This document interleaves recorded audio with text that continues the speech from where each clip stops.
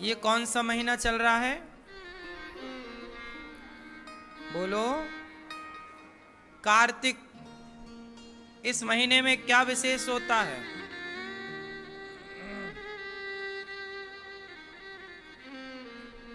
है ना?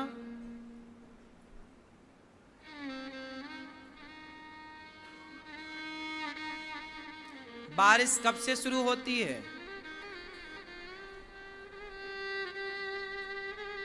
आषाढ़। क्या मैया? आषाढ़, सावन, आषाढ़, श्रावण, फिर भादों, फिर कुंवार, और अब मतलब बारिश के 4 महीने पूरे हो गए। तो बारिश में नदियां क्या होती हैं? नदियां स्त्री हैं।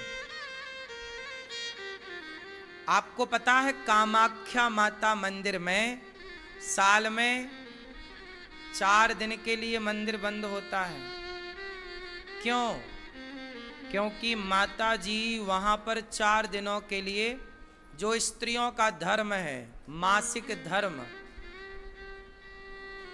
तो वहां माता जी को भी रक्त निकलता है, इसलिए वो मंदिर बंद रहता है। कहा जाता है कि वो रक्त वास्तविक में निकलता भी है। बड़े बड़े वैज्ञानिकों ने इसको सर्च किया। उसी तरह हमारे देश में जितनी नदियां हैं, नदियां भी स्त्रियां हैं। और ये बारिश के 4 महीने नदियां कैसी रहती हैं? गंदी। कहा जाता है ये बारिश नदियों के ये वही मासिक धर्म है, और उनकी शुद्धि कार्तिक में होती है। क्योंकि 4 दिन पूरे हो गए, मीन्स 4 महीना, तो शुद्धि कार्तिक में होती है।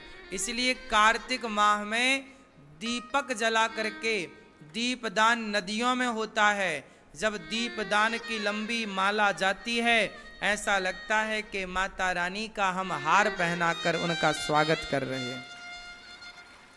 इसलिए कार्तिक माह में नदियों की शुद्धि होती है। इसलिए कार्तिक में स्नान, दान और दीपदान की बड़ी महिमा है। कार्तिक में कहा जाता ना, कार्तिक स्नान दान। स्नान करिए नदियों में कार्तिक में। अब शुद्ध हो चुकी हैं, पवित्र हो गई हैं। और बारिश के समय नदियां कैसी होती हैं? बिल्कुल गंदी होती हैं। हाँ या ना? और निर्मलता जल में कब आती है? अब जल देखिएगा, जल निर्मल होने लग जाता है। शुद्धि। जैसे स्त्री शुद्ध होती है मासिक धर्म के बाद, उसी तरह नदियां भी स्त्री हैं। तो इनका यही धर्म है। कार्तिक का माह दीपदान का माह है, स्नान का माह है और दान का माह है।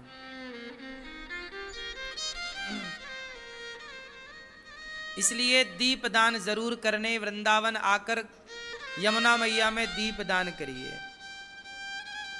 कहते हैं दीपदान करने से आपके घर का दीपक, वंश का दीपक सदा आगे बढ़ता रहता है। जैसे नदी में आप दीप देंगे तो वो आगे बढ़ जाएगा, जैसे ही छोड़ेंगे वो दीपक आगे बढ़ेगा। उसी तरह आपके कुल का दीपक भी अपने लक्ष्य की ओर आगे बढ़ जाएगा। आपका वंश सदा आगे बढ़ता रहेगा। इसलिए दीपदान बड़ी श्रद्धा से यमुना जी में, गंगा जी में, आप जहां हैं, आप वृंदावन आए हैं, वृंदावन आए तो यमुना जी में करें, दीपदान करें। ये नदियों का श्रृंगार है। जब लंबा दीपदान होता है, बहुत सारे दीपक यमुना जी में दिखते हैं, तो कितना सुंदर दर्शन होता है ना। वो ऐसा लगता है सोने का हार पहना है माँ यमुना जी ने। तो यही दीपदान है।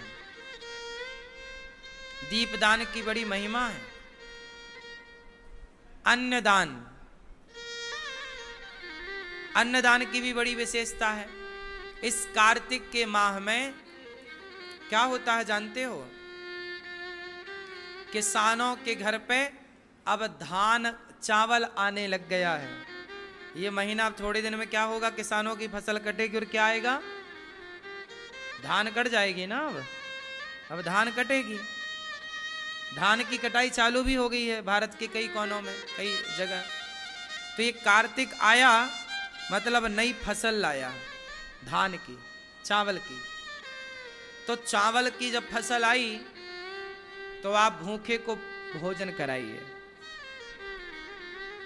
खिचड़ी, चावल, खीर, जो भी। इसलिए कहता हूं अन्नदान की विशेष महिमा इस कार्तिक माह में है। तो आप भी गौरी गोपाल रसोई अन्न क्षेत्र जो चलता है, हजारों साधु संत पेट भर प्रसादी पाते हैं। आप भी कार्तिक के इस माह में अन्नदान से अवश्य जुड़ें। ये माह आपके लिए उत्तम है। जैसे आज आप व्रत हैं तो अवश्य कुछ ना कुछ दान जरूर करें, जरूर कुछ ना कुछ धन को अन्नदान से, संतों की सेवा, जो गौरी गोपाल में हजारों साधु आते प्रसाद पाते, आप भी सेवा जरूर करें। ये देखो संतों की रोज ऐसी उपस्थिति होती है और सभी संत देखिए इस तरह लाइन में लगकर प्रेम से क्या ले रहे हैं? प्रसाद। आप जो रोटी देते हैं वही रोटी ये संत लोग लेते हैं। तो आपकी तरफ से यदि रोटी बांटी जाए, संतों को अन्न दिया जाए तो कितना अच्छा है। तो आप भी इस अन्नदान से जरूर जोड़ें अपने आप को। आपकी रोटी साधु खाए कार्तिक के महीने में और खा के भजन करे तो वो फल आपको ही तो मिलना है, हाँ या ना मैया? तो भगवान की कृपा से ये सब सुंदर सा दरस परस आप करिए। भगवान का विवाह संपन्न हुआ, 8 विवाह संपन्न भये। मित्रविंदा से, सत्या से, भद्रा से, लक्ष्मणा से। भौमासुर नाम के दैत्य को मारा। भौमासुर नाम का एक दैत्य था, उसने 16,100 कन्याओं को बंदी बना रखा था। उन कन्याओं ने भगवान से कहा कि हम इसके बंधन से मुक्त करो। भगवान ने आक्रमण किया, भौमासुर को पराजित किया। कन्याओं से कहा घर जाओ, अपने जाओ। उन कन्याओं ने कहा हमें कोई स्वीकार नहीं करेगा, आप हमसे विवाह कर लो। जिसे समाज स्वीकार नहीं करता, उन नारियों को, जिसे समाज अपमानित करती, उन नारियों को सम्मान के साथ जीने का भगवान ने अधिकार दिया है विवाह करके। 16,100 कन्याओं से विवाह हुआ। टोटल विवाह हो गए 16,108 विवाह। भगवान ने इतने सारे विवाह किए, क्यों किए बताओ? क्योंकि वो कन्याएं बंदी बना चुका था भौमासुर। अब उन कन्याओं को कौन स्वीकार करता? लोग कहते तुम पराये पुरुष के पास रहकर आई हो। तो जिन्हें समाज स्वीकार नहीं करता, उन नारियों को भगवान ने स्वीकार करके गलत किया कि सही किया? उत्तर, लोग कहते हैं भगवान ने इतने विवाह कर लिए। अरे भाई, तुम्हारे बस में हो तो तुम भी कर लो, कौन रोका है? तुम्हारा तो एक नहीं हो रहा है।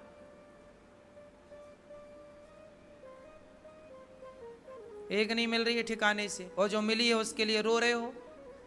वही तलाका तलाकी चल रही है, जो मिली है वो ही नहीं निभ पा रही है। एक से तो गुजर नहीं पा रही है तुम्हारी, 4 में तो तुम पता नहीं कितने दिन जियोगे। क्यों, बात सही है? मैया क्या बोलती तू?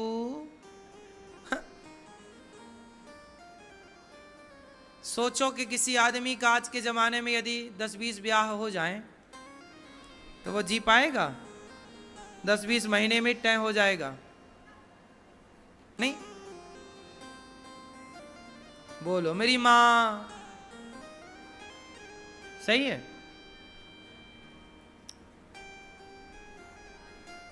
इसलिए भगवान हैं जो 16,108 पत्नियों के होने पर भी मुस्कुरा रहे हैं। आदमी एक बार शादी होने पर बंदर सा मुंह बना के घूमता है।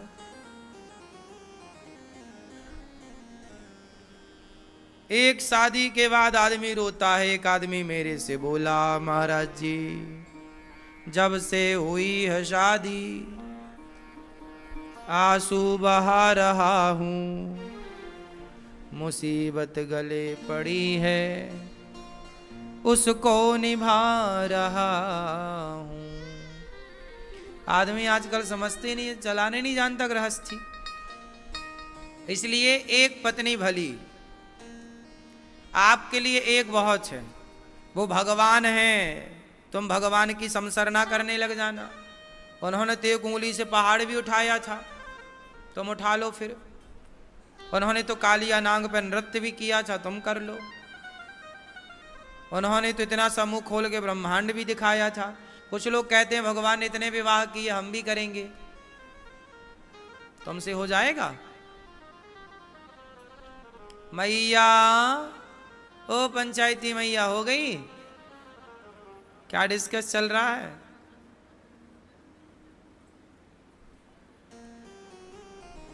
तो भगवान के 16,108 विवाह। अच्छा, भगवान की हर रानी से 10 बेटा और 1 बेटी हुई। इतना बड़ा परिवार। तुम्हारे 2-3 बच्चे हैं, 2-4, उन्हीं में तुम परेशान हो। और भगवान के 16,108 तो बेटियां थीं, और 16,108 गुणे 10 कर दो तो बेटों की संख्या निकल आएगी। इतना बड़ा परिवार और सब बढ़िया, सबके लिए एक महल, सब खुश हैं, सब प्रसन्न हैं। 3 करोड़ तो द्वारिका में टीचर थे, गुरु पढ़ाने वाले भगवान के बच्चों को। बच्चों के बच्चों को पूरा परिवार बड़ा होगा ना, बेटा पोता परिवार सब। 56 करोड़ यदुवंशी हुए। फिर कितने भगवान से कितने हो गए फिर टोटल, मतलब बेटे के पोता तक सब मिला के टोटल हुए 56 करोड़।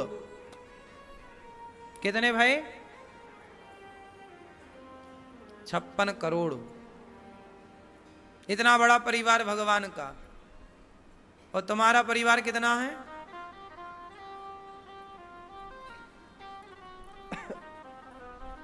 तो आपसे मेरी प्रार्थना है कि भगवान की जो लीलाएं हैं, उनका जो कहा है, उपदेश ज्ञान दिया है भगवान ने, उनका अनुसरण करो। भगवान राम ने जो किया है वो आप करो, और भगवान श्री कृष्ण ने जो कहा है वो आप करो। भगवान श्री कृष्ण ने जो किया है वो आपके करने के वश का नहीं है, कर ही नहीं सकते। एक उंगली से तुम्हारे पहाड़ उठेगा ही नहीं। इतने सारे विवाह तुम कर ही नहीं सकते। क्यों मैया?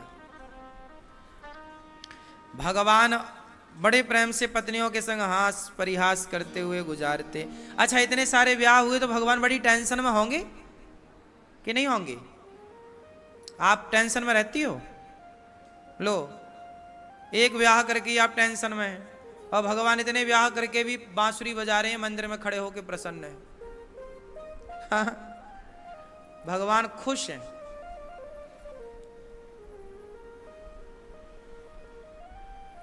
अच्छा, आप लोगों ने विवाह जब किया, जब आपका विवाह नहीं हुआ था तब आप खुश थे, या विवाह करने के बाद आप लोग ज्यादा खुश हैं? बताओ, सब लोग बताओ। विवाह के पहले आप ज्यादा खुश थे या विवाह के बाद ज्यादा खुश हैं? बोलो मैया। पहले। मैया आप बताओ, विवाह के पहले आप ज्यादा खुश थी कि विवाह के बाद? बोलो मेरी माँ, बोलो। विवाह के बाद ज्यादा खुश है? भाई आप बताओ, विवाह के पहले आप ज्यादा खुश थे कि विवाह के बाद? विवाह के बाद। भाई आप विवाह के पहले ज्यादा खुश थे कि विवाह के बाद? हैं? बाद। आप बाद, पहले खुश नहीं थे? ज्यादा कब थे? ज्यादा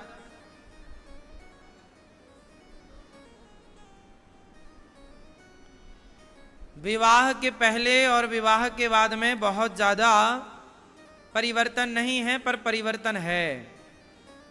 क्या परिवर्तन है? विवाह के पहले आप खिलखिलाते थे, हंसते थे, मुस्कुराते थे, प्रसन्न थे। विवाह के बाद क्या हुआ? कुछ लोगों ने जिंदगी को बोझ समझ लिया, और जो जिंदगी को बोझ मान लेते हैं फिर वो परेशान हो जाते हैं। इसलिए जिंदगी को बोझा ना मानकर विवाह के बाद भी गृहस्थी भगवान के चरणों में समर्पित करके भगवान के बन करके जियोगे तो बढ़िया रह पाओगे। आप कई बार ये मान लेते हो कि मैं करती हूं, मैं कर रहा हूं। मैं कुछ नहीं करता, सब भगवान करते हैं, हमें लगता हम कर रहे हैं।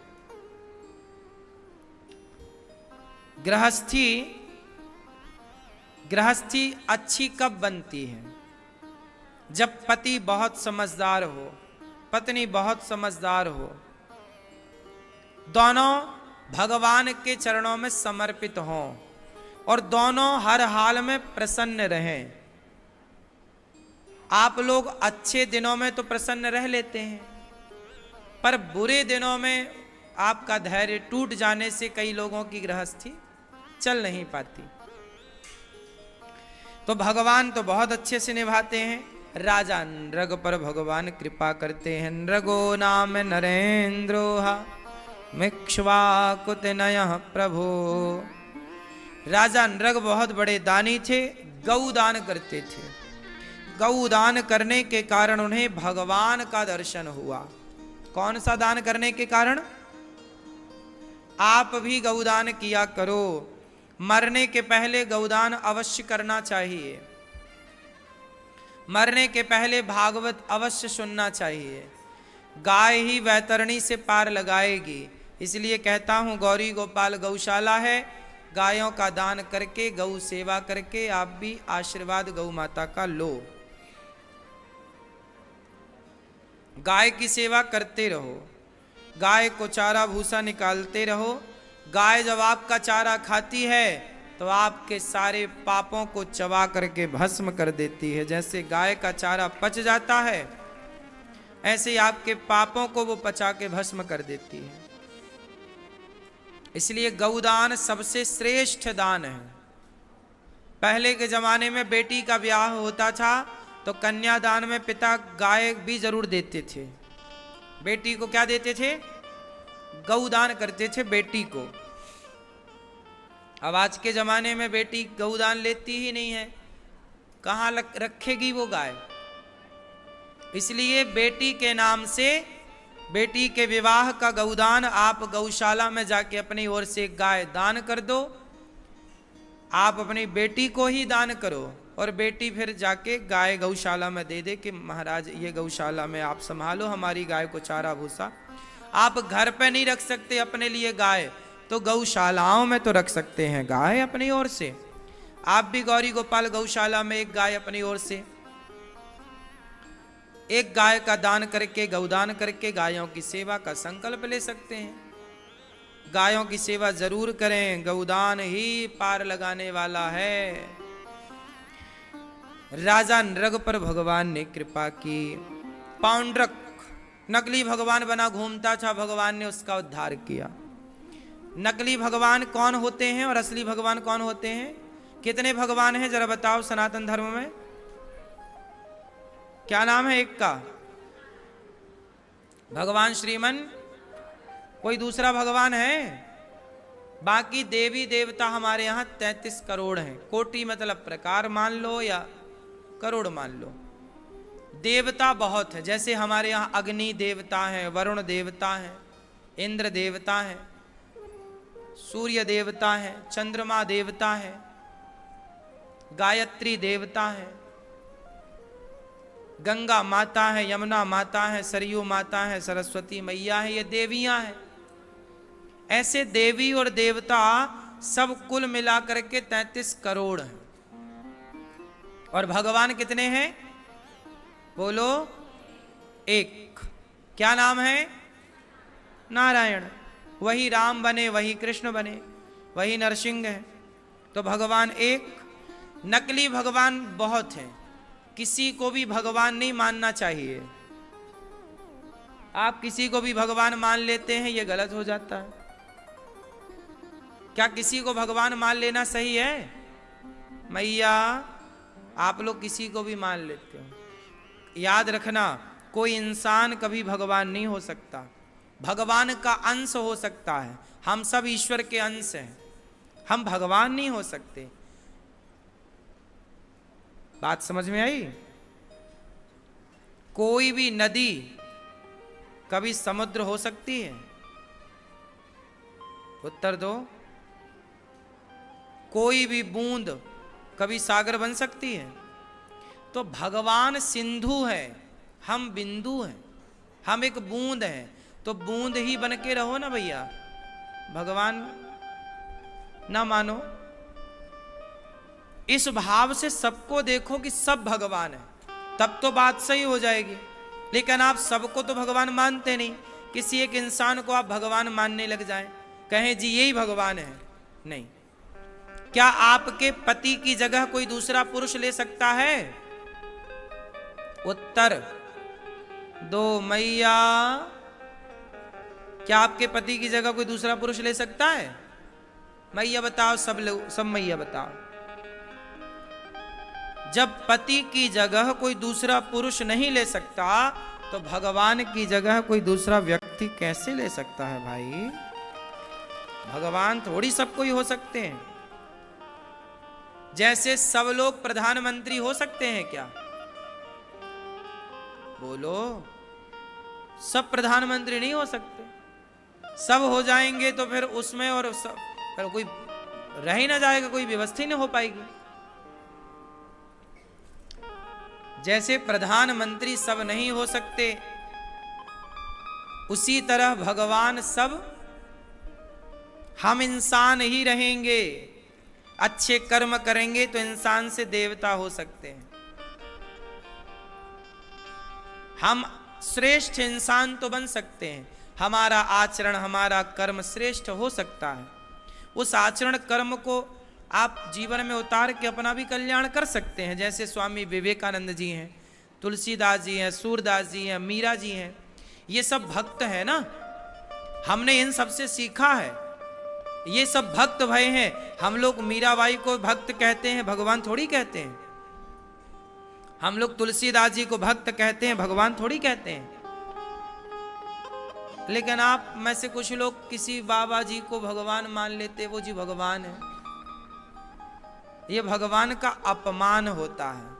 जैसे आप किसी दूसरे पुरुष से कहो जी तुम हमारे पति हो, तो आपका पति खुश होगा कि नाराज होगा? बोलो, खुश होगा? उसी तरह जब आप किसी से कहते हैं आप भगवान हैं, तो भगवान नाराज होते हैं। अरे भाई, हम भगवान के दास हैं। हम भगवान के कौन हैं? सेवक, शरण में हो उनकी। बात समझ में आई कि नहीं?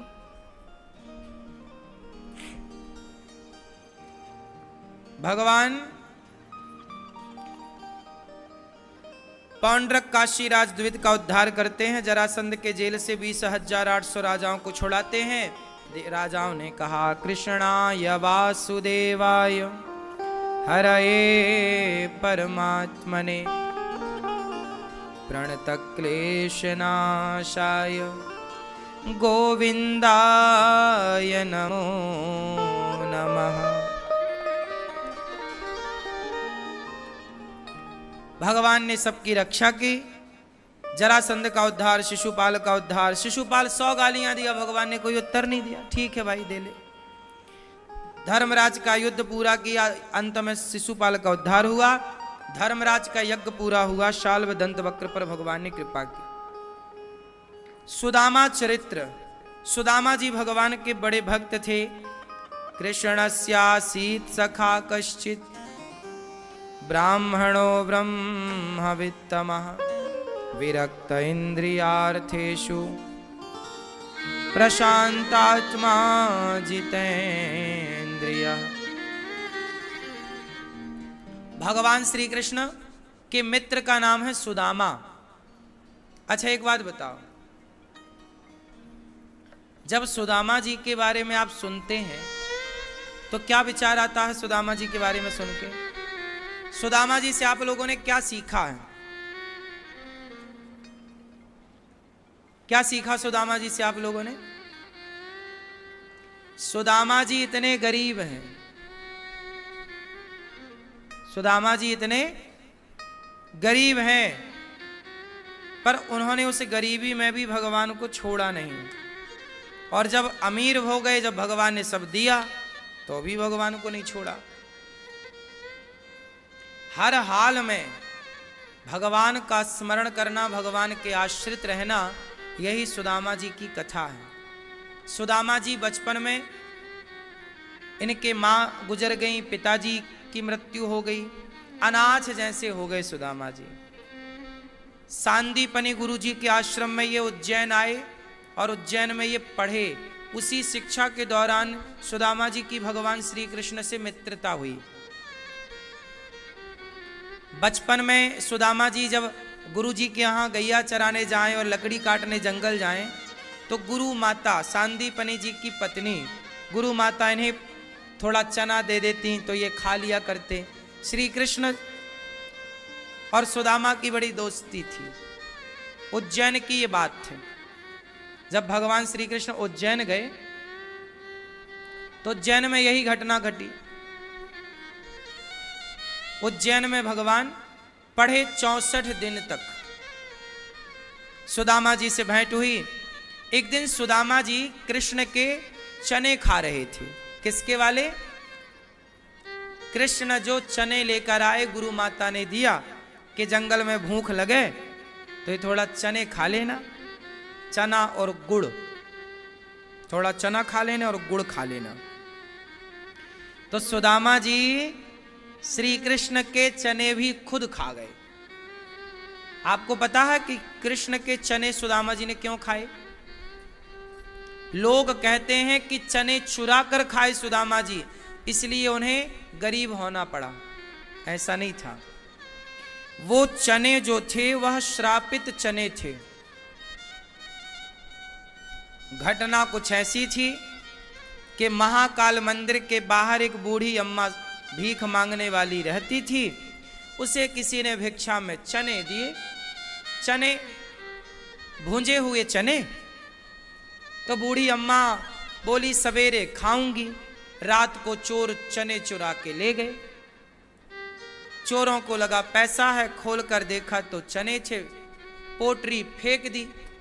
संयोग से चोरों ने पोटरी फेंकी तो वो पोटरी जाकर के गिरी सांदीपनी जी के आश्रम में। गुरु माता की नजर पड़ी, उन्हें लगा बच्चा फेंक गया चना, तो वही चने की पोटरी श्री कृष्ण को पकड़ा दी कि बेटा भूख लगे तो ये चने खा लेना। और वो भीख मांगने वाली मैया नहा धोकर जब गई तो चने देखा, चने थे ही नहीं उसके बिस्तर में। उसे लगा चोर ले गए। तो बूढ़ी अम्मा ने श्राप दे दिया कि मेरे चने मैंने खाने के लिए रखे थे, मेरे चने भी चोरों ने चुरा लिए। मैं श्राप देती हूं, मेरे चने जो खाएगा मेरी तरह गरीब और भिखारी हो जाएगा। अब वो चने श्रापित थे और वो चने पकड़ा दिए गुरु माता ने कृष्ण को। अब यदि कृष्ण वो चने खाते तो गरीब हो जाते। तो सुदामा जान गए कि ये चने, सुदामा कोई सामान्य नहीं थे ना, वो जान गए, आगे पीछे का भविष्य तक जान गए। क्या घटना घटी उस चनों के साथ वो समझ गए। सुदामा जी ने चने कृष्ण के खुद खाए कि गरीब बनूं तो मैं, भिखारी बनूं तो मैं। कृष्ण के ऊपर आने वाला संकट भी सुदामा ने अपने ऊपर ले लिया। ये मित्रता निभाई है सुदामा ने, ये मित्र का धर्म निभाया है सुदामा ने। इसलिए सुदामा जी गरीब बने। सुदामा जी के गरीब का और कोई कारण नहीं था। सारी जिंदगी सुदामा जी गरीबी में गुजारे। पत्नी मिल गई, शादी विवाह हुआ बढ़िया, और पत्नी का नाम सुशीला, सुंदर शील वाली, गुणों वाली, सुशील, जिसके अंदर आचरण अच्छा, व्यवहार अच्छा, संस्कार अच्छा, सुशील कन्या। ऐसी कन्या से विवाह हुआ।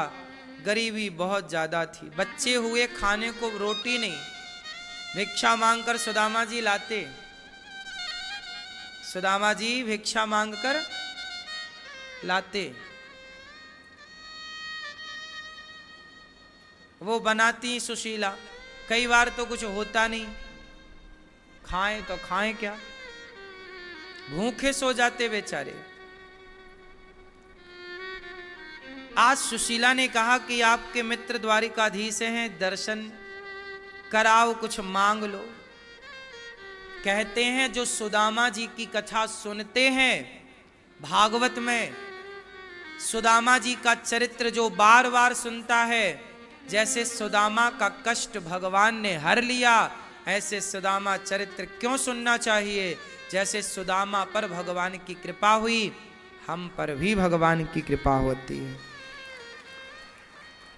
इसलिए सुदामा कथा, सुदामा जी की कथा सुननी चाहिए, भागवत सुननी चाहिए। जैसे भागवत में कृष्ण जन्मोत्सव होता है, नंद के आनंद भयो, कहते हैं कि जिनके घर में नंदोत्सव होता रहता है, उनके घर में सदा बाल गोपाल के बच्चों के उत्सव होते रहते हैं। मतलब उनके घर में लाला आते रहते हैं, उनका वंश आगे बढ़ता रहता है। तो नंदोत्सव जरूर मनाना चाहिए। तो जब आप भागवत सुनते हैं, जैसे आप लोगों ने पोथी पाठ बिठाई, भागवत जी का पाठ कराया, आपने भागवत सुनी, तो क्या हुआ, आपने उत्सव की कथा भी सुनी।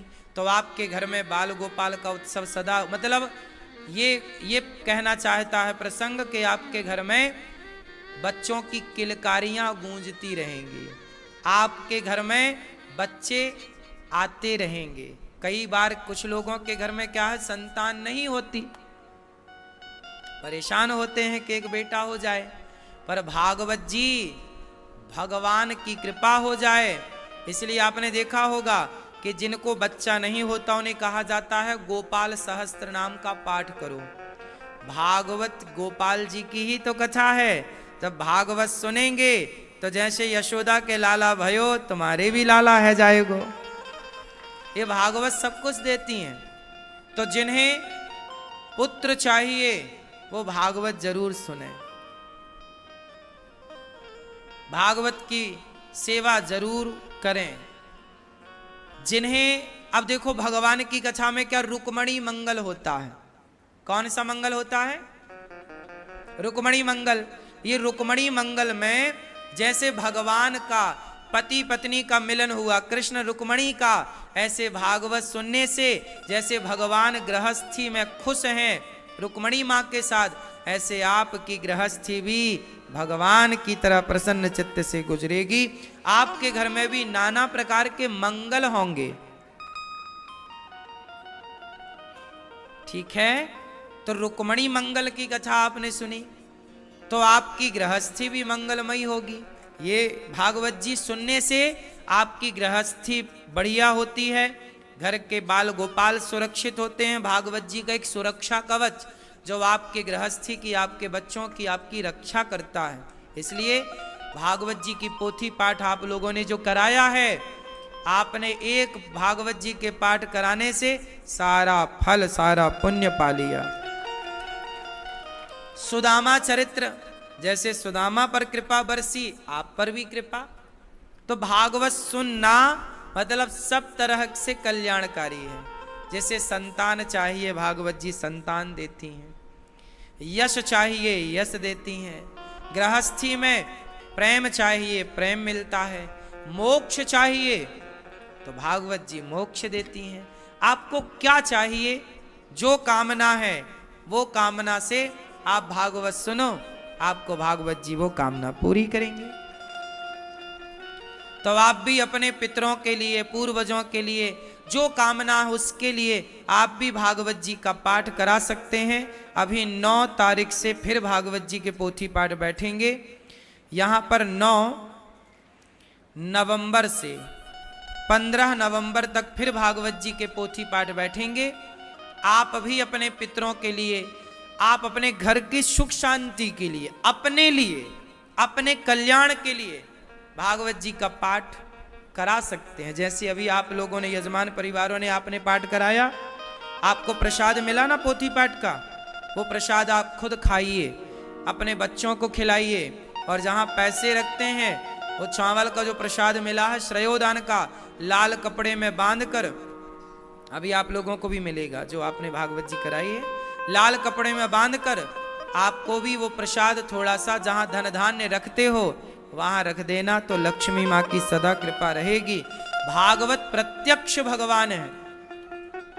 भागवत, कितने लोग मेरे से कहते हैं कि भागवत सुनने के बाद हमारी गृहस्थी अच्छी हो गई, काम नहीं हो रहा था, काम हो गए, धन धान्य में वृद्धि कई गुना भई। तो होती है भागवत। जैसे हमारी भैया श्री बालकृष्ण वर्मा जी, मैया श्री राजकुमारी वर्मा जी सुन रही हैं, श्री मणिकांत जी, श्रीकांत जी, राम कुमार जी, सरोजनी आप सुन रहे हैं, बिलासपुर से, छत्तीसगढ़ से आप आए हैं। मैया शीला देवी सदर बाजार से सुन रही हैं, आगरा से।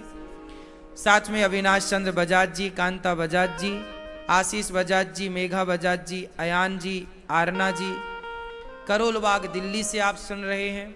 आपने भागवत जी का परीक्षित बन के भागवत जी सुनी है।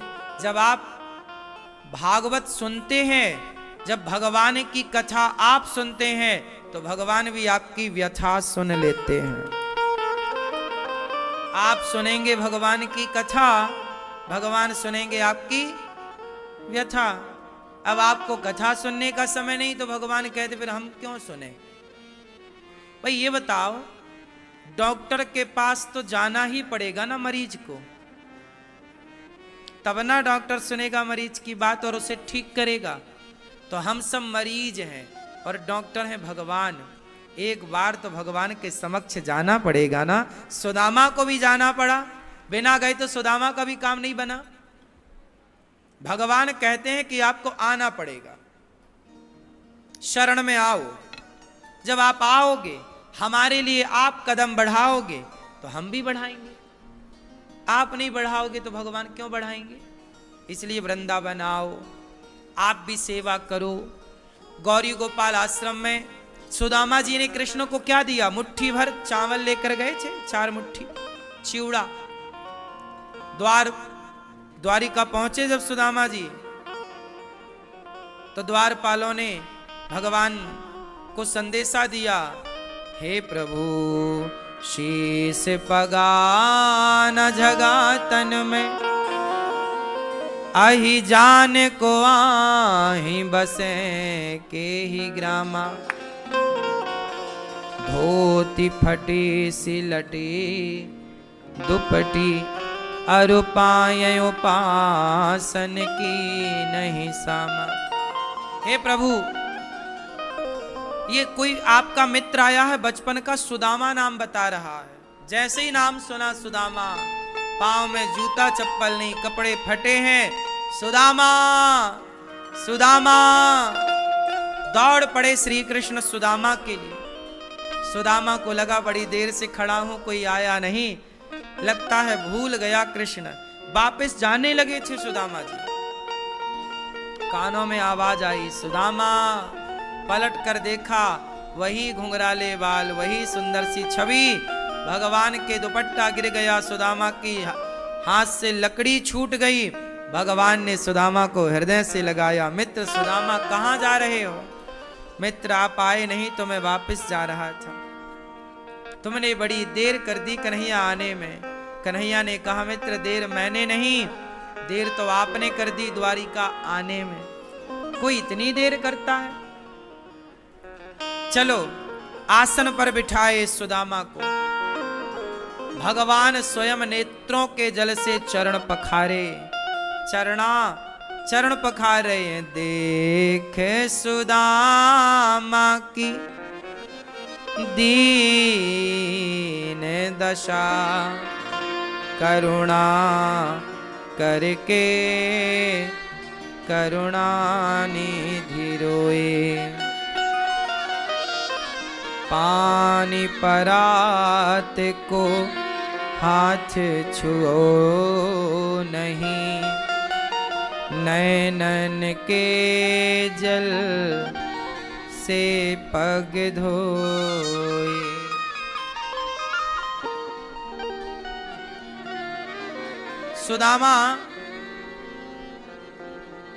सुदामा जी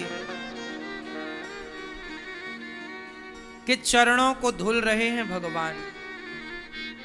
सुदामा के चरणों को धुल रहे हैं भगवान। प्रिय भक्तों, सुदामा जी बड़े प्रेम से भगवान की इस करुणा को देख रहे हैं। कन्हैया बोले, कुछ लाए हो मित्र? छिपाने लगे।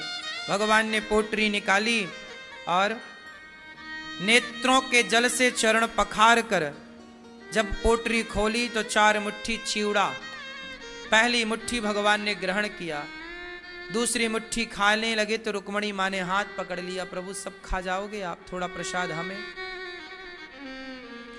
सुदामा से 1 मुट्ठी लेते हैं भगवान, सिर्फ 1 मुट्ठी, और देते कितना है? अनंत गुना। इसलिए पहले आप मुट्ठी भर भगवान की तरफ बढ़ाओ।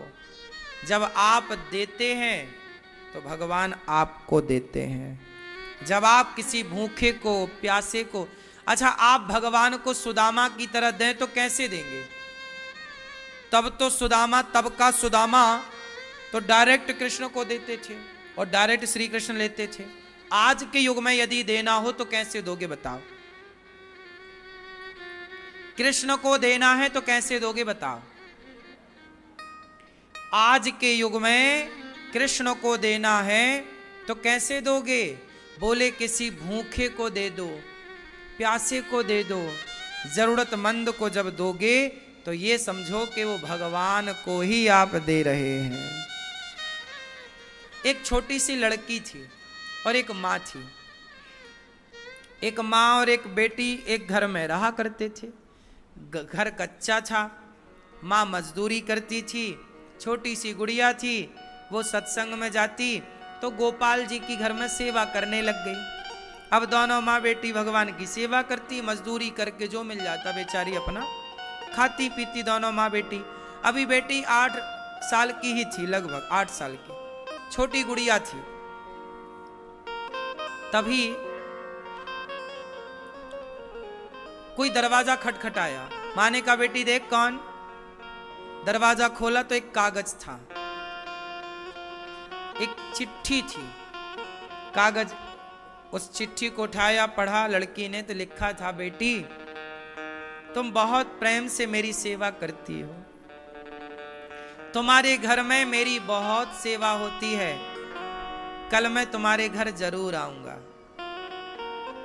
और तुम्हारा घर देखूंगा और तुम सबसे बात करूंगा। मैं श्री कृष्ण, नीचे लिखा था मैं श्री, मतलब भगवान श्री कृष्ण ने ही वो पत्र भेजा। लड़की तो नाचने लगी, माँ देखो भगवान श्री कृष्ण का पत्र आया, बोले कल आऊंगा। माँ बोली, बेटा किसी ने मजाक किया, बेटा किसी ने मजाक किया है। कोई भगवान थोड़ी ऐसे पत्र लिख के डालेंगे किसी के घर, मजाक है। नहीं माँ, बच्ची देखो 8 साल की, बच्चे तो सच्ची होते हैं ना। माँ आएंगे, कल आएंगे। अच्छा ठीक है आएंगे, ठीक है। माँ बोली आएंगे, ठीक है। अच्छा माँ भगवान आएंगे तो तैयारी कर लो कुछ। क्या तैयारी? भगवान आएंगे, कहाँ बिठाओगे? चलो बाजार चलते हैं, भगवान को बिठाने के लिए एक चटाई दरी बिछात खरीद के ले आते हैं। मौसम सर्दी का है, आएंगे तो उनके पांव में कंबल उड़ा देंगे। कंबल, थोड़े कंबल ले लो। मौसम सर्दी का था पर बारिश भी ना आ जाए, ऐसा डर। तो बाजार गई बेटी और माँ दोनों। एक आसन खरीदा, एक कंबल खरीदा, एक छाता खरीदा, मौसम बिगड़ा था, मौसम ठंडी में ना बारिश आ जाती है कई बार, तो मौसम बिगड़ा था। उनको लगा कन्हैया आए और कहीं हमारा घर पानी बरसने लग गया और कहीं घर कच्चा था ना तो पानी अंदर आएगा, तो कहाँ छाता ले चलो, बाहर लाने ले जाने में भी छाता। और एक काम करो, बढ़िया वाली मिठाई खरीदो। तो बाजार से बढ़िया मिठाई कि प्रभु आएंगे तो मिठाई, थोड़ा खाद्य पदार्थ ले लिए। अब लड़की और माँ दोनों ने ये सब सामान खरीदा, थोड़े से पैसे बचे, लगभग कुछ पैसे बचे होंगे। लड़की और माँ चली तो माँ आगे आगे चल रही थी, माँ जल्दी घर पहुंच गई। बेटी थोड़ा सामान लिए थी, कंबल, छाता, मिठाई, थोड़ा बचे हुए पैसे भी बेटी के पास थे। मौसम बिगड़ा, पानी का हुआ, बारिश का मौसम हुआ, माँ जल्दी भाग के घर चली गई, बेटी थोड़ा पीछे रह गई। तभी उसे घर के बाहर, घर के पास उसे एक पुरुष दिखाई पड़ा जिसके हाथ में एक छोटा सा बच्चा था। वो पुरुष और वो बच्चा दोनों रो रहे थे। तो ये छोटी लड़की बोली, भैया आप क्यों रो रहे हैं? क्या बताऊं बहन, ये मेरा बच्चा है, बीमार बहुत है, हम लोग बहुत दिनों से कुछ खाए नहीं, सर्दी से ठिठुर रहे हैं, बारिश में भीगने के लिए मजबूर हैं, बच्चे का इलाज कराना है पर पैसे नहीं हैं। अब वो लड़की बोली कि ठंडी इन्हें लग रही है, मेरे पास है कंबल, भीगेंगे ये, मेरे पास है छाता, भूख लगी है इन्हें, मेरे पास है मिठाई, और बच्चे का इलाज कराना है, पैसे इनके पास नहीं है पर मेरे पास कुछ पैसे बचे हैं, कुछ पैसे शॉपिंग के बाद ये बच गए। तो लड़की ने सोचा कि भगवान आएंगे तो हम भगवान को जो है उसी में खिला पिला देंगे, अभी इस सब चीज की जरूरत इन जरूरतमंदों को है। उस गरीब आदमी को उसने छाता पकड़ाया, लड़की ने बोले ये लो छाता, और ये लो कुछ पैसे, बच्चे का जल्दी इलाज कराओ, और ये लो मिठाई खाओ। वो मिठाई खाया, बोले कंबल ले लो, बच्चे को उड़ाओ, बच्चा रो रहा है, ठिठुर रहा है, इसे जरूरत है। वो लड़की का सब कुछ वो दे दी, और जैसे ही घर गई तो माँ ने कहा, बेटी देखो ये चिट्ठी आई है, जरा पढ़ो क्या लिखा बेटा। लड़की ने चिट्ठी पढ़ी, उसमें लिखा था, बेटी तुम्हारी मिठाई बहुत स्वादिष्ट थी, मैंने तुम्हारी मिठाई खाई, तुम्हारा कंबल भी ओढ़ के बहुत सुख मिला, तुम्हारा छाता भी हमने लिया। अब वो लड़की ये पढ़कर दौड़ी उस आदमी की तरफ, जाके देखा तो वहां कोई नहीं। वो समझ गई कि वो जो मिला हमें वो कौन था, भगवान बांसुरी बजाते ना आएंगे, पहचानना पड़ेगा, किसी दीन दुखी के रूप में भगवान आ सकते हैं। इसलिए जरूरतमंद की जरूरतें पूरी करना ही भगवान की जरूरत पूरी करना है। किसी भूखे को भोजन कराना ही भगवान को भोग लगाना है। इसलिए मैं आपसे कहता हूं हाथ जोड़कर कि गौरी गोपाल आश्रम में जो संत भोजन करते हैं वो संत नहीं, रोज सवेरे संतों के रूप में भगवान आते हैं। और आप लोग अपनी ओर से संतों को रोटी बंटवाते हैं, अन्नदान करते हैं, संतों का भोजन होता है। आप भी संतों को अन्नदान देकर सेवा से जुड़े। आप भी एक दिन का अन्न क्षेत्र बंटवाएं, ना जाने किस रूप में नारायण मिल जाए। सुदामा ने अन्नदान ही तो किया भगवान को। क्या दिया सुदामा ने? मुट्ठी भर चावल, चिवड़ा, अन्न।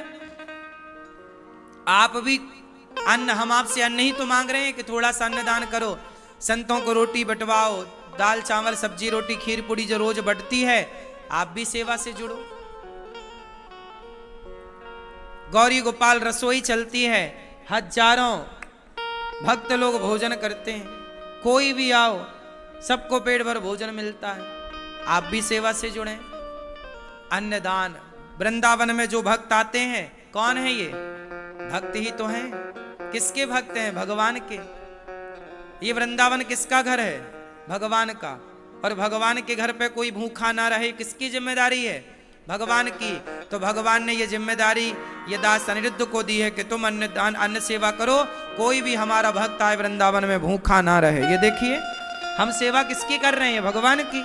आप लोगों से भिक्षा मांग मांग करके सेवा हो रही है, तो आप भी भिक्षा दो। और गौरी गोपाल आश्रम में जो रसोई सेवा चल रही है, ये रसोई अन्नदान सदा हो। आप सबका आशीर्वाद, आप सबकी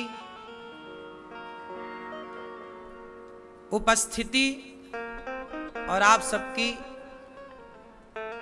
दुआएं, आप सबका सहयोग, आप सबका आशीर्वाद मिलना चाहिए। और गौरी गोपाल रसोई जहां 30,000 लोग एक दिन में प्रसाद पाते हैं,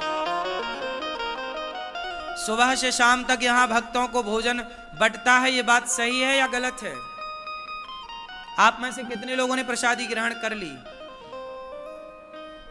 चाहे सुबह हो, दोपहर हो, शाम हो, रात्रि हो, भोजन चलता है अखंड। आप भी एक दिन की रसोई बंटवाओ कि भाई हमारी ओर से आज अन्नदान होगा, हमारी ओर से सेवा होगी। जो अच्छे कार्य हैं वो कर लो, बुरे कार्य कल पर टाल दो। तो गौरी गोपाल रसोई में भी आप जुड़ सकते हैं। गौरी गोपाल गौशाला में गौदान करके गौ सेवा कर सकते हैं। गौरी गोपाल गुरुकुल है, ये मैया देखो ये लोग गौदान करते हैं, आप भी गौदान करो। पूरा विधि विधान से गौदान आपका गौरी गोपाल गौशाला में होगा। बच्चों का तुलादान भी आप कर सकते हैं, तुलादान भी आप करें तो कर सकते हैं। गौरी गोपाल गुरुकुल में 150 बच्चे पढ़ते हैं। बच्चों का रहना खाना पढ़ना लिखना सब निःशुल्क है। आप भी गुरुकुल में पढ़ रहे बच्चों के लिए सहयोगी बनो। आप भी गौरी गोपाल गुरुकुल में जरूर बच्चों की शिक्षा में साथ दीजिएगा, सहयोग कीजिएगा। और मैं आप लोगों से यही कहता हूं, देखो ये मार्गदर्शन भगवत गीता आपके लिए ये दास अनिरुद्ध ने तैयार की है। जो गीता भगवान श्री कृष्ण ने कही है, इस ये मार्गदर्शन भगवत गीता में एक दिन एक श्लोक एक कर्म, आप इसे जरूर लें और आप बच्चों को ये जरूर दें। ये 365 इसमें श्लोक लिए गए हैं भगवत गीता के, और उनका अर्थ सरल भाषा में आपके लिए दास अनिरुद्ध ने किया ताकि आप समझ पाएं। तो आप ये गीता जरूर प्राप्त करें। और बच्चों के लिए जो इसमें अनिवार्य चीजें हैं जिससे बच्चों का मार्गदर्शन हो सकता है, इसलिए इसका नाम ही है मार्गदर्शन भगवत गीता। आपका भी मार्गदर्शन हो, ये गीता अवश्य आप पढ़ें, ये गीता अवश्य आप लें। सबके पास ये गीता होनी चाहिए, हर बच्चे के बैग में होनी चाहिए। आप अपना सही मार्गदर्शन करना चाहते हैं, बच्चों का मार्गदर्शन करना चाहते हैं, ये गीता प्राप्त कीजिए। और गौरी गोपाल आश्रम में वृद्ध माताएं रहती हैं। वो वृद्ध माएं जिन वृद्ध माओं का अपनों ने साथ नहीं दिया, गौरी गोपाल वृद्धाश्रम में आप भी वृद्ध माओं के लिए बनने जा रहे आश्रम के निर्माण में आप भी एक ईंट का एक बोरी सीमेंट का साथ दें और माओं की सेवा से आप भी जुड़ें। आप भी एक कमरा बनवा के माओं को दे सकते हैं, एक कमरे की फिनिशिंग आप करा सकते हैं कि हमारी ओर से एक कमरा बना के तैयार करके वृद्ध मां को समर्पित किया जाए। आप एक मां को गोद ले सकते हैं। 290 वृद्ध माताएं हैं, 290 से अधिक। इन माओं को आप भोजन दें कि आज का भोजन हमारी ओर से माओं को बांटा जाए। आज आपकी ओर से माओं को चाय नाश्ता दूध जो आपको बन पड़े आप सहयोग करिए। आप बताइए ये वृद्ध माओं की सेवा जो यहाँ हो रही है, ये सेवा सही है या गलत है? गौरी गोपाल आश्रम में जितनी सेवाएं हैं, आप भी किसी बेसहारा माँ का सहारा जरूर बनिए, भगवान आपका सहारा जरूर बनेंगे।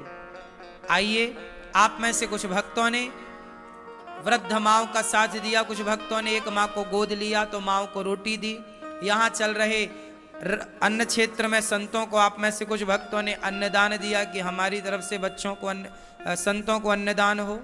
आप में से कुछ भक्तों ने यहाँ की रसोई में साथ दिया। तो जो जो आप साथ देते हैं, कुछ भक्तों के नाम आए हैं, नाम सुनते हैं, भगवान से प्रार्थना करेंगे कि आपने दिया है तो भगवान आपको दे। आओ नाम सुनते हैं उन दानवीर महापुरुषों के जिन्होंने धन को धर्म से जोड़ा, वृद्ध माओं की सेवा से अपने आप को जोड़ा है, रसोई और अन्न क्षेत्र की सेवा से कुछ भक्तों ने धन को जोड़ा है। जैसे गिलहरी ने राम सेतु में योगदान दिया था, ऐसे गौरी गोपाल आश्रम की तमाम सेवाओं के लिए आपका कुछ ना कुछ योगदान इस कार्तिक के माह में जरूर होना चाहिए। कुछ अन्नदान अवश्य करना। प्रेम किसे कहते हैं? जो गोपियों ने किया उसे प्रेम कहते हैं। प्रेम क्या है? जो भरत जी ने किया वो प्रेम है। राम से क्या किया भरत जी ने? प्रेम किया। और उस प्रेम के आगे न राजपाट आया न परिवार आया, शुद्ध प्रेम। जैसे भरत जी के प्रेम में राम और भरत के बीच में कौन आया बताओ? बोलो। राम और भरत के बीच में कौन आया? राम और भरत के बीच में आई माता कैकई। तो भरत जी ने कैकई को छोड़ दिया। राम और भरत जी के बीच में आया अयोध्या का राज सिंहासन। तो भरत जी ने राज सिंहासन को, बोलो, छोड़ दिया। जहां त्याग करने की शक्ति है, आपके अंदर यदि छोड़ने की शक्ति है अपनी इच्छाओं को, अपने सुखों को, तो आप प्रेम करने के योग्य हैं। और आपके अंदर छोड़ने की शक्ति नहीं है तो आप प्रेम करने के योग्य। छोड़ दिया भरत जी ने अपनी मां को। मां को मां कहना छोड़ दिया भरत जी ने। कैकई को मां नहीं कहा उसके बाद कभी। कहा भरत जी ने, मां तुम्हारे मुंह में कीड़े क्यों नहीं पड़ गए जब तुमने राम को वनवास भेजा? प्रेम में बीच में कोई आए तो उसे किनारे किया जाए। एक भक्त और भगवान के बीच में कोई ना हो, रास्ता एकदम क्लियर हो, साफ हो, जबकि आप लोगों का रास्ता बिल्कुल साफ नहीं है। आपके और भगवान के बीच में कौन है? आपका और भगवान का जो रास्ता है, भक्त और भगवान का, इस आपके और भगवान के बीच में ना बहुत सारे लोग हैं। पहला तो आपका मोह है। क्या भरत जी के प्रेम में क्या मोह, भरत जी के राज्य का मोह, परिवार का मोह, पत्नी का मोह, क्या रुकावट बना? बोलो।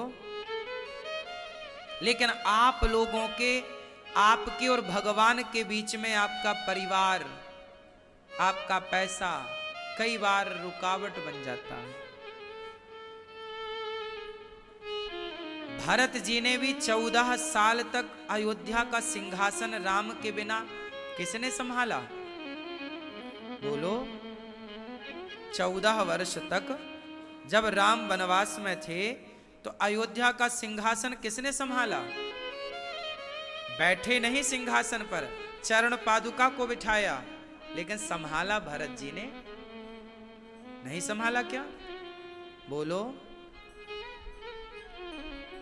हनुमान जी अयोध्या के ऊपर से जा रहे थे, पहाड़ लेकर, संजीवनी बूटी लेकर। भरत जी देखो कितने सजग थे। ऊपर से रात्रि के 2 बजे कोई जा रहा है तो भरत जी ने बाण मार दिया। इतनी सजगता से अयोध्या को संभाला है 14 साल। कि कोई ऊपर से भी गुजर रहा है तो भरत जी ने उसे देखा, उनको लगा कि कोई अयोध्या पर पहाड़ फेंकने तो नहीं जा रहा है। अयोध्या राम की है और राम की अयोध्या को कोई क्षति तो नहीं पहुंचाना चाह रहा है, ये भरत जी को लगा और उन्होंने तुरंत हनुमान जी को बाण मार दिया। हनुमान जी राम राम कहते नीचे आए, फिर वार्ता हुई कौन हो। फिर भरत जी ने अपने बाण पर बिठा के हनुमान जी को भेजा था लंका, जहां लक्ष्मण जी मूर्छित थे। तो भरत जी सजगता से कार्य करते हैं। हम ये नहीं कहते कि आप काम करना छोड़ दो। भरत जी ने भी तो काम किया 14 साल। अयोध्या के पूरे मैनेजमेंट को किसने संभाला? इतनी बड़ी अयोध्या थी, इतनी बड़ी प्रजा थी, व्यवस्थाएं तो रही होंगी ना, किसने संभाला? क्या उस 14 सालों में क्या सेना को तनख्वाह ना बटी होगी? क्या उस 14 सालों में अन्न पानी ना बटा होगा? क्या टैक्स ना लिया गया होगा? क्या जनता को राजा से जो सुविधाएं मिलती हैं क्या वो 14 साल तक ना मिली होंगी? पूरा कार्य तो भरत जी ने संभाला 14 साल। पर सब कुछ करते हुए भरत जी ने ये नहीं कहा कि मैं राजा हूं, मैं करता हूं। उन्होंने ये माना कि राम कर रहे।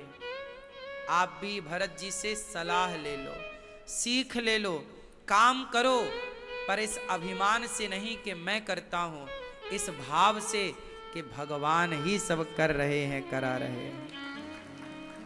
हमारे और भगवान के बीच में कोई ना हो, काम पूरे हो, जिम्मेदारियां पूरी निभाओ, पर बीच में कोई रुकावट ना हो। भरत जी जैसा प्रेम, भरत जी ने राम जी की पूजा करी थी कि राम जी से प्रेम किया था? उत्तर दो, क्या किया? प्रेम। और आप लोग क्या करते हैं? उत्तर दो। आप लोग पूजा करते हैं। अच्छा, पूजा और प्रेम एक ही है कि अंतर है? बोलो बोलो, अंतर है? पूजा और प्रेम एक है कि अंतर है? क्या अंतर है? बोलो। पूजा एक औपचारिकता है, एक फॉर्मेलिटी है। हमें आपकी औपचारिकता से लेना देना नहीं है। मैं आपके घर जाता हूं, लोग औपचारिकताएं करते रहते हैं, इतने में टाइम खत्म हो जाता है, मैं वापस आ जाता हूं। जैसे मैं आपके घर गया तो आप क्या करते हैं? आप तुरंत माला लेके आ जाते हैं, आरती लेके आ जाते हैं, बादाम काजू लेके आ जाते हैं, आप रसोई में जाके दूध गर्म करने लग जाते हैं। इन चीजों की आवश्यकता नहीं है। मैं आपके घर आया ही 5 मिनट के लिए, और 5 मिनट में तुम रसोई में दूध गर्म करने लग गई, तुम बादाम निकालने लग गई। हम कोई बादाम खाने थोड़ी आए थे। वो 5 मिनट साथ में बैठ लेते, बात कर लेते, लेकिन बात नहीं। आप किस में लगे रहे? औपचारिकताओं में, और उसी औपचारिकताओं में समय खत्म। ना तो हमें आपके माला की जरूरत थी, ना तो आपकी आरती की आवश्यकता थी। हमें चाहिए क्या था? हम खुश हैं आपसे, हम कह रहे हैं, आप सुन रहे हैं। अभी देखो हम यहां कह रहे हैं, आपको समझा रहे हैं, आप हमारी सुनो ना। अब आरती उतारने लग जाओ, आप हमें माला पहनाने लग जाओ। हम माला पहनने से खुश नहीं हैं। आप हमारी आरती उतारें, हम ये बिल्कुल नहीं चाहते। आप हमारे चरणों में पुष्प चढ़ाएं, हम ये बिल्कुल नहीं चाहते। हम ये चाहते हैं कि जो हम प्रभु की बातें कह रहे हैं, आप बस प्रेम से उसे सुनो और जीवन में उतारो, बस ये। लेकिन आप लोग औपचारिकताओं के पीछे भागते हैं, और यही औपचारिकताएं आप इंसानों के साथ करते हैं, और यही औपचारिकता आप भगवान के साथ करते हैं। अधिकांश 99% लोग ऐसे ही हैं। मैं जिसके घर जाता हूं, लोग बुलाते हैं गुरुजी आओ, हम जाते हैं तो वो मिलते ही नहीं, वो अंदर रसोई में रहते हैं। रसोई में तो तुम्हें सारा जीवन रहना है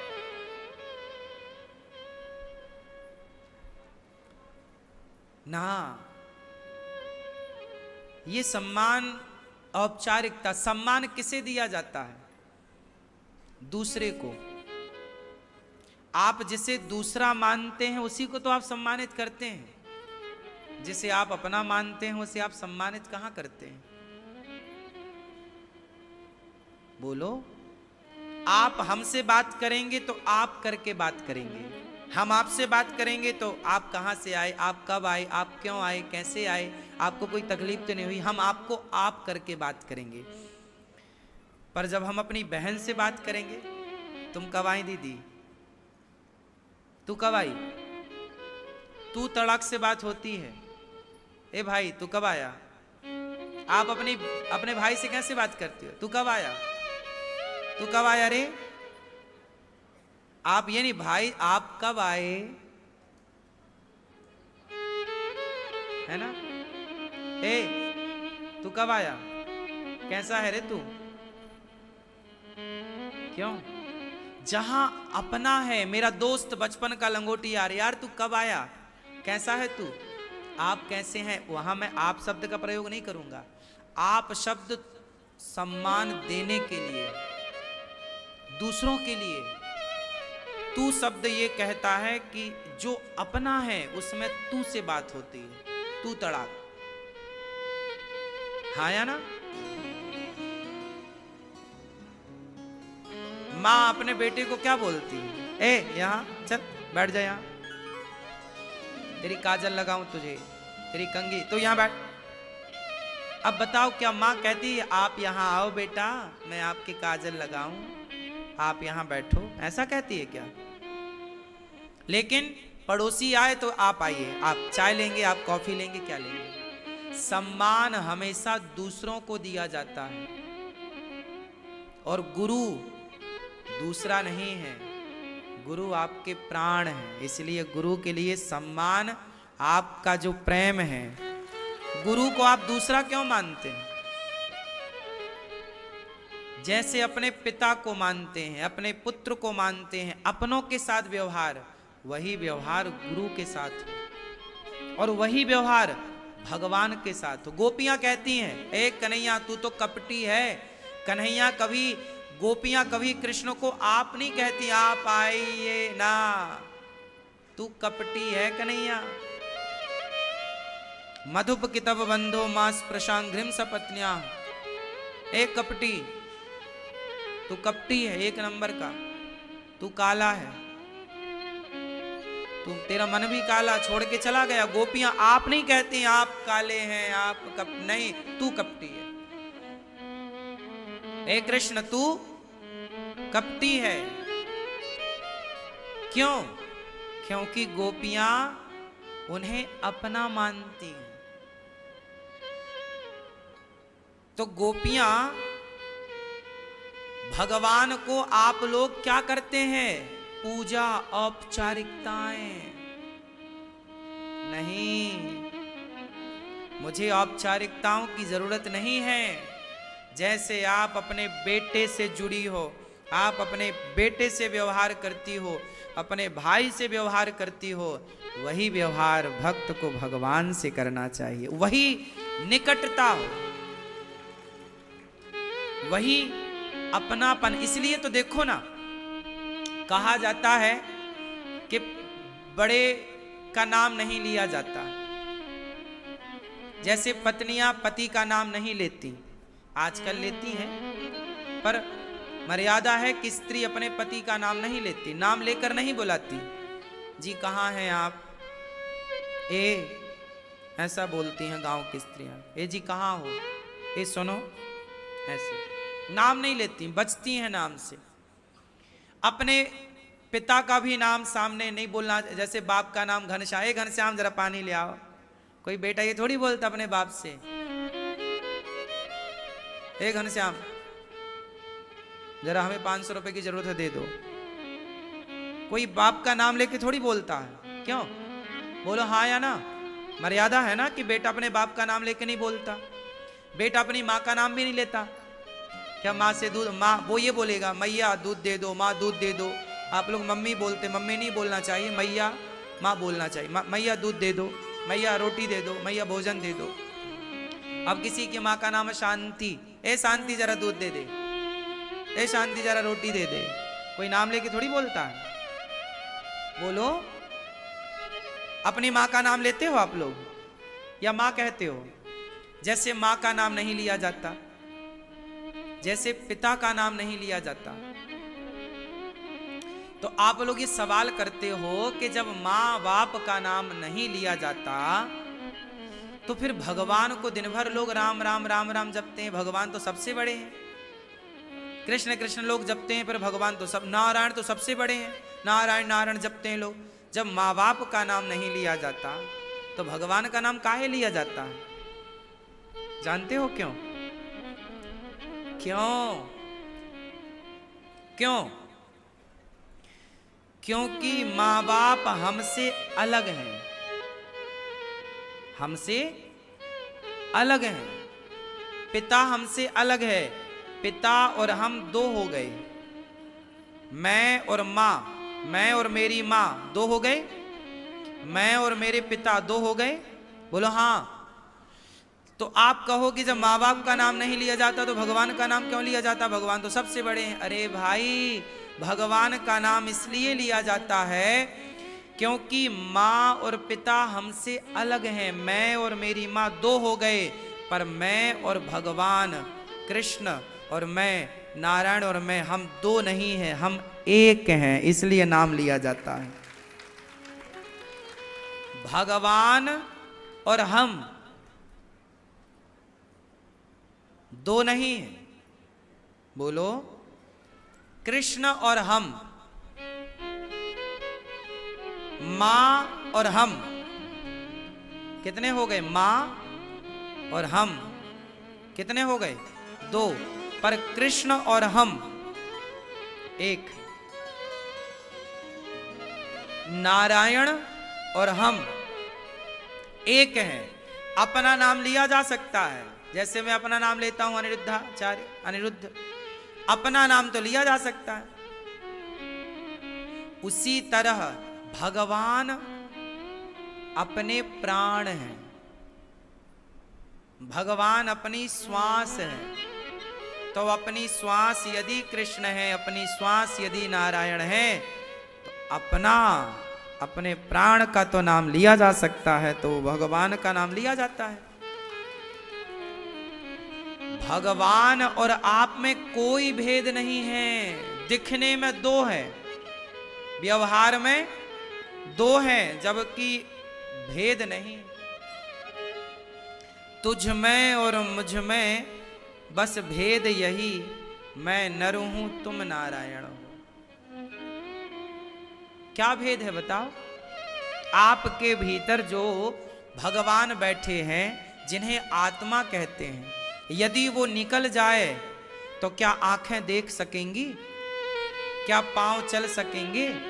क्या हाथ काम कर सकेंगे? क्या मुंह बोल सकेगा?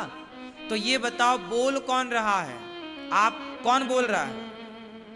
आप नहीं बोल रहे हैं मेरी मां, भगवान ही बोल रहे हैं। कौन देख रहा है? आपके भीतर यदि वो भगवान निकल जाए तो आप तो देख ही नहीं पाओगी। आत्मा निकल जाए तो आप तो देख ही नहीं पाओगी। मतलब आपकी आंखों से देख कौन रहा है?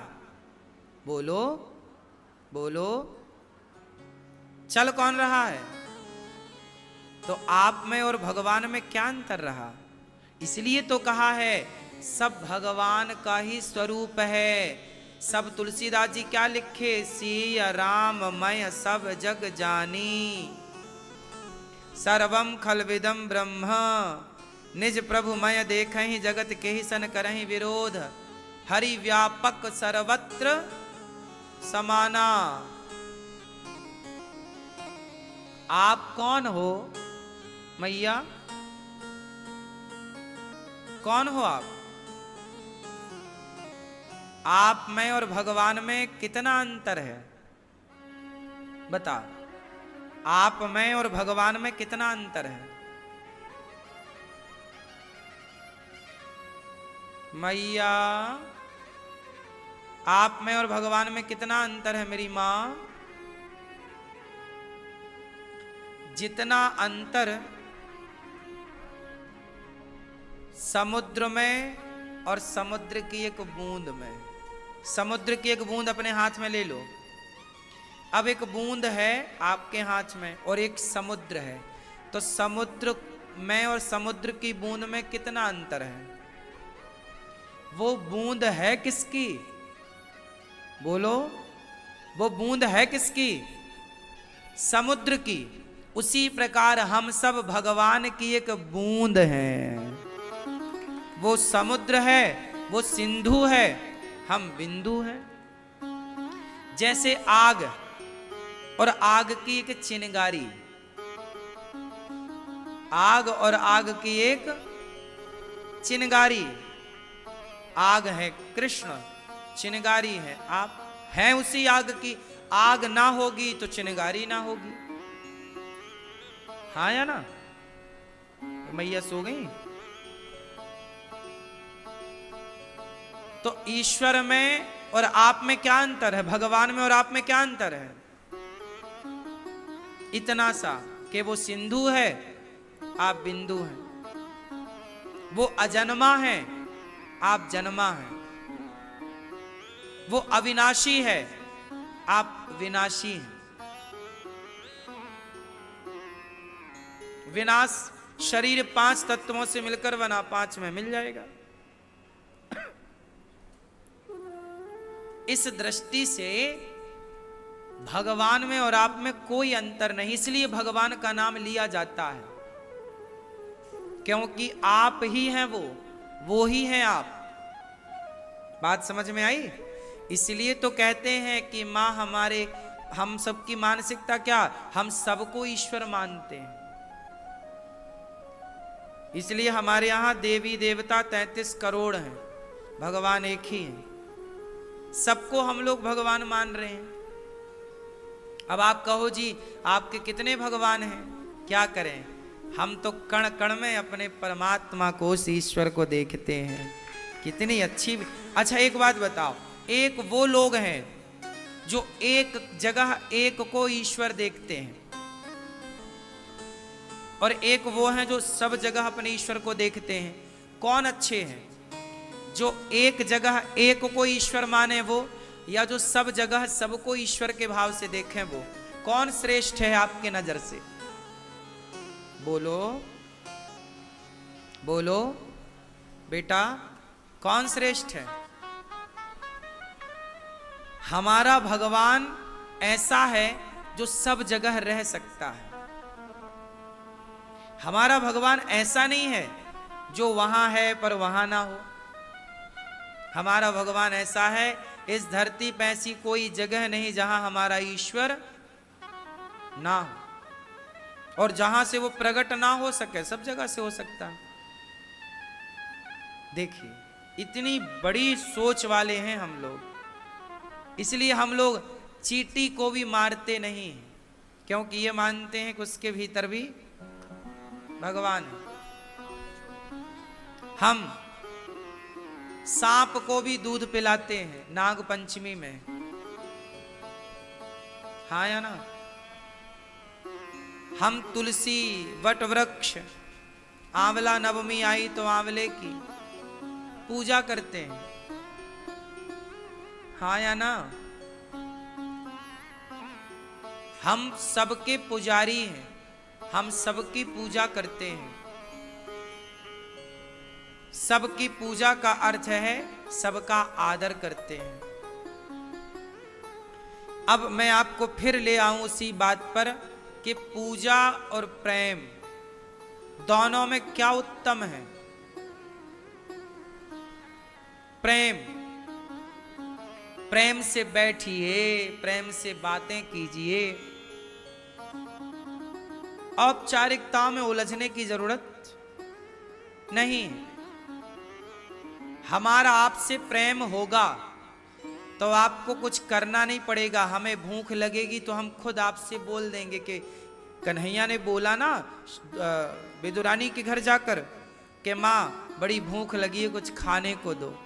तब तो मैया छिलके ले आई और साग ले आई।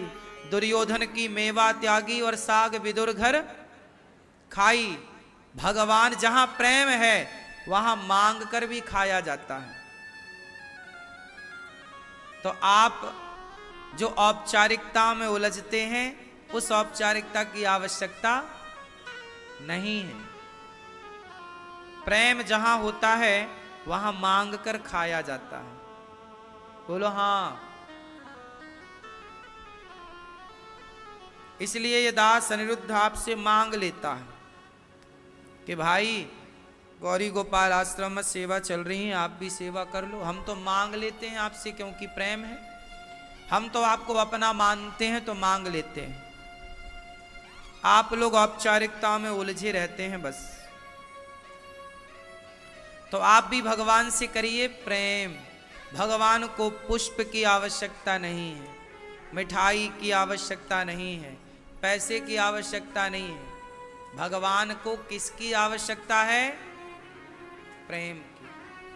और आप लोग नारियल तो चढ़ाते हैं, पुष्प तो चढ़ाते हैं, मिठाई और पैसा तो चढ़ाते हैं, पर प्रेम नहीं है। आज के लोगों के अंदर ना अपने माँ के लिए तो प्रेम है नहीं, अपने पिता के लिए तो प्रेम है नहीं, अपने बच्चों के लिए तो प्रेम है नहीं। आजकल की कुछ स्त्रियां अपना दूध भी नहीं पिलाती बच्चों को। हाँ या ना? उन्हें लगता है कहीं हमारा फिगर खराब ना हो जाए, अब हम दूध नहीं पिलाएंगे। तो बच्चों के लिए तो प्रेम है नहीं आजकल। माँ बाप के लिए प्रेम होता तो कोई वृद्धाश्रम क्यों भेजता अपनी माँ को? आजकल बच्चों के अंदर, लोगों के अंदर माँ बाप के लिए तो प्रेम है नहीं, परिवार के लिए तो प्रेम है नहीं, तो फिर भगवान के लिए प्रेम लाओगे कहां से? फिर तो आपके पास औपचारिकता ही रह जाती है ना। नारियल तोड़ते रहते हो आप लोग, और बचा क्या? लड्डू चढ़ाओ, हे भगवान हमारा काम हो जाए, हम लड्डू चढ़ाएंगे। इससे ना होगा कुछ। तुम अपने को बेवकूफ ना बनाओ। ये धोखा तुम किसी और को ना देके अपने को ही दे रहे हो। इसलिए कहता हूं, जिसके अंदर माँ बाप के लिए प्रेम नहीं है, उसके भीतर कभी भगवान के लिए प्रेम हो ही नहीं सकता।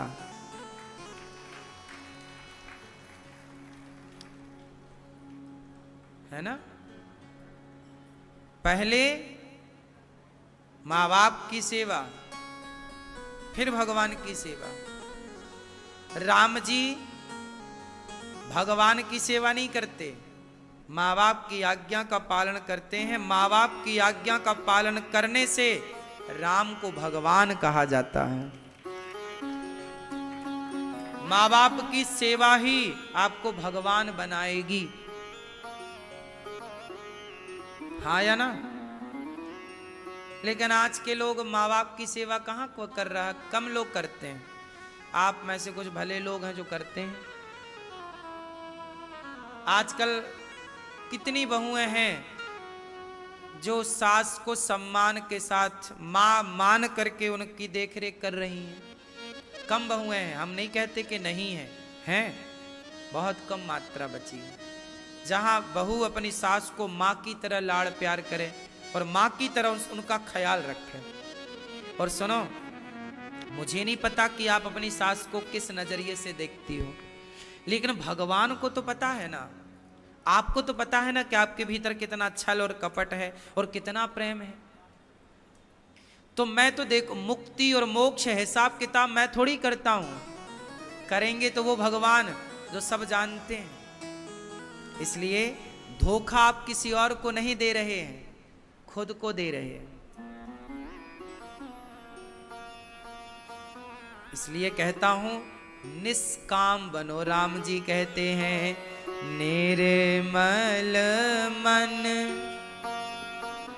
जन सो मोहि पावा, निर्मल मन जन सो मोहि पावा, मोहि कपट छल छिद्र न भावा, मोहि कपट छल छिद्र न भावा।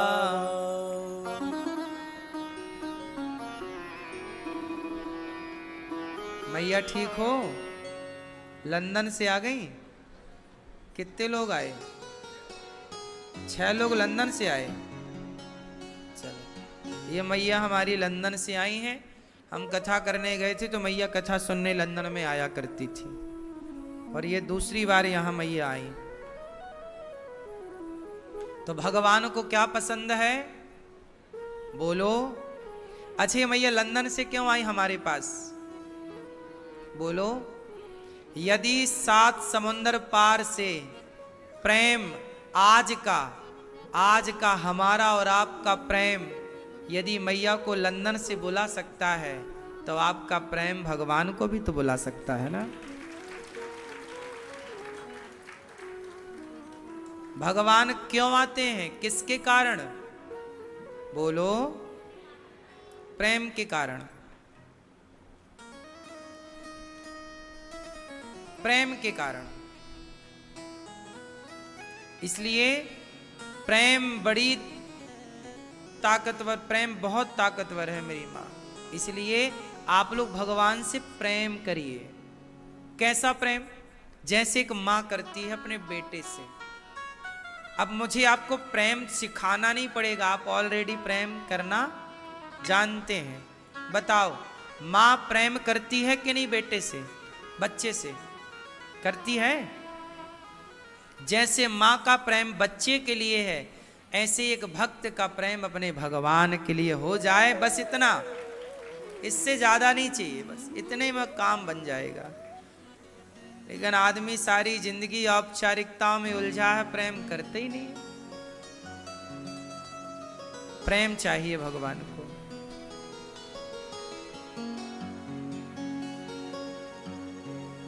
प्रेम में कितने अक्षर आते हैं? प्रेम में कितने अक्षर हैं? हाँ, आधा ना गिनो, पूरे वाले बताओ।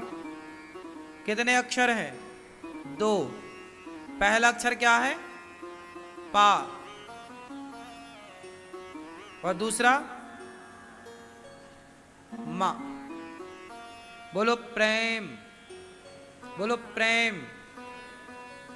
तो पा कहते ही आपका मुंह खुल रहा है, और मां कहते ही क्या हो रहा है? प्रेम। बोलो प्रेम, प्रेम, प्रेम। पा कहते ही मुंह खुला और मां कहते ही मुंह। प्रेम किसे कहते हैं?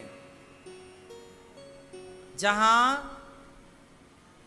प्रेम कहती क्या हो रहा है? मुंह बंद हो रहा है।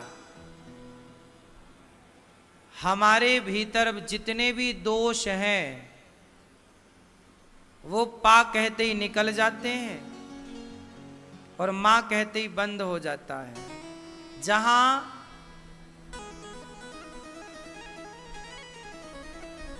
चुप रहना आ गया, सुनना आ गया, और सामने वाले के सुख में सुखी रहना आ गया, आपकी प्रसन्नता में प्रसन्न रहना आ गया, आपके दुख में दुखी होना आ गया, इसी का नाम तो प्रेम है। प्रेम शब्द जो है बड़ा गहरा है। यदि आप विचार करो, घर में बैठ के चित्त लगाओ, मन लगाओ, ये प्रेम क्या है। एक माँ अपने बेटे को सब कुछ देती है, लेती क्या है? बताओ चाहती क्या है माँ? यही चाहती है कि बुढ़ापे में तुम हमारी सेवा कर देना।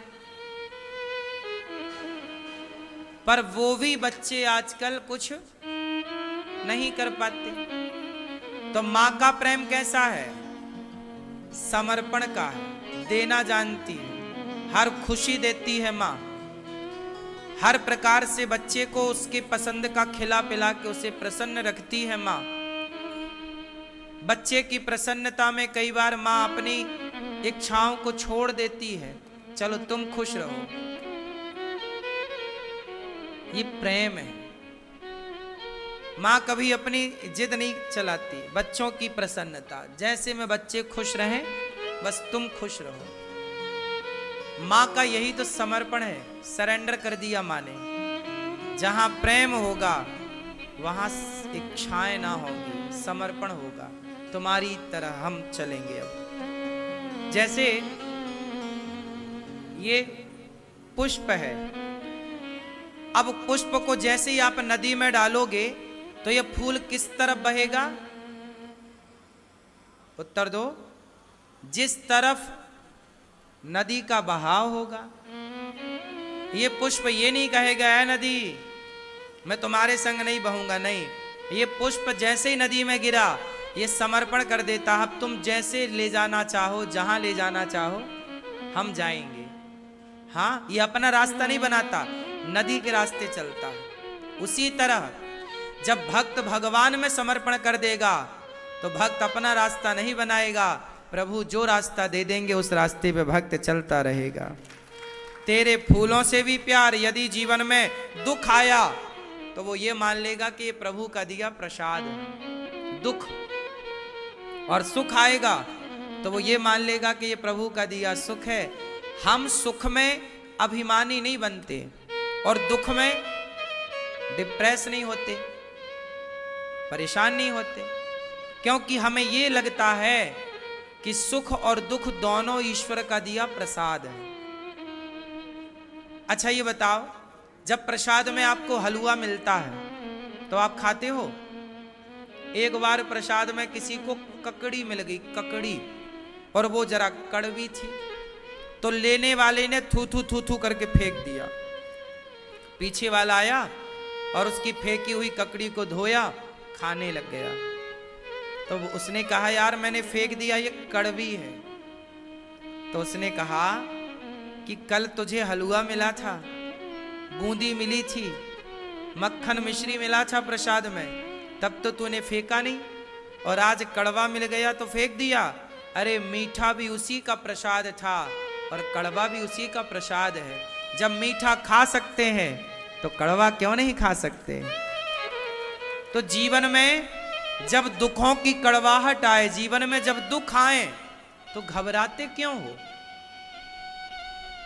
जब सुख आया तब तो तुमने ईश्वर का धन्यवाद नहीं दिया था कि हे भगवान तुम्हारी बड़ी कृपा, आपकी कृपा से आज ये सब कुछ मिला, आपका धन्यवाद। जब आपको सब कुछ मिलता है, सुख मिलता है, तो ईश्वर का धन्यवाद तो आप देते नहीं, लेकिन जब दुख आता है तो आप ईश्वर को कोसने लग जाते हैं, ईश्वर से आप शिकायत करने लग जाते हैं। शिकायत क्यों है? मैं भगवान से कभी शिकायत नहीं करता। मुझे पता है सुख देंगे तो आपकी इच्छा, दुख देंगे आपकी इच्छा। हम तो आपके हैं, हम कोई अपना रास्ता नहीं बनाते, हम तो भगवान से समर्पित, अपने आप को समर्पित कर चुके हैं।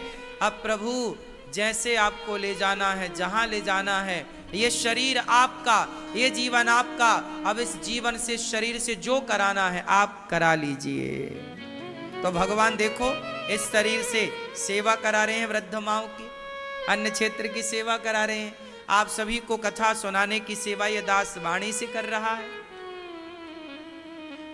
तो हमने तो समर्पण कर दिया है। हम विचलित कब भय बताओ?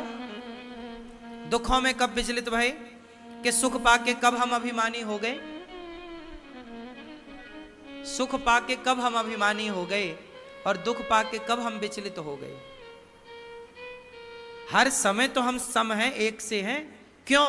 हमें विश्वास है कि जो हो रहा है वो प्रभु का खेल है। आप लोग विचलित हो जाते हैं, जरा सा दुख आया विचलित हो गए। सुदामा जी सारी जिंदगी गरीब रहे, भीख मांग कर गुजारा हुआ। लोगों ने कितने ताने ना मारे, अपमानित ना किया, लेकिन क्या सुदामा जी विचलित भये? वो ये मानते रहे कि ये प्रभु की यही इच्छा है कि मैं भीख मांगू।